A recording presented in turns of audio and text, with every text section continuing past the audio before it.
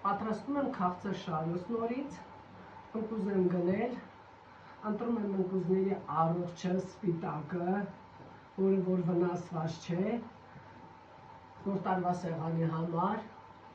բնական է մենք հայերս նոր տարվա սեղանին դնում ենք առողջը, սպիտակը, մեծը, որպեսզի ցույց տանք նայեք մեր ընկուզն ավելի լավն է, ավելի մեծ է, հայավարի, իսկ մնացած կոտրվածները քաղցր շարուց եմ պատրաստելու, ձայնս կտրված է, մի քիչ մրսել եմ, բայց ոչինչ կանցնի, մնացածը նայեք 2 կես եմ անում և մեր շարոցի համար լռան գույնով պատրաստել եմ, շատ լավ է եղել, շատ, հիմա պատրաստենք նարնջի գույն։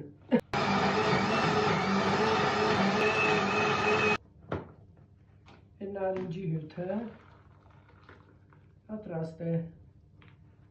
Մաքրում եմ կիվին, կեղևազրկում եմ, պատրաստելու եմ կիվի գույնով և համով։ Տեսնենք սա ինչպես կստացվի։ 1 բաժակ ալյուր, 1 բաժակ շաքարավազ։ Երկուսն էլ խառնում ենք։ Որ կոշտուկներ, եթե լավ խառնում ենք ալյուրն ու շաքարավազը, ջուր ավելացնելուց կոշտուկներ չի առաջանում։ Քամիչի օգնությամբ քամում ենք նարինջի հյութը։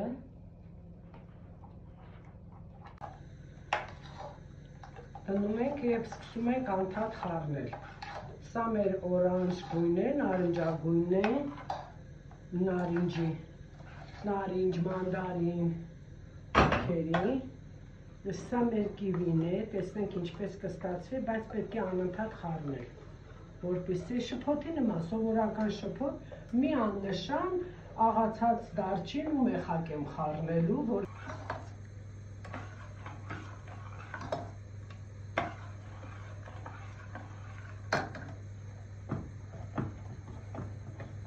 ավելացնում եմ աղացած մեխակ ու դարչին։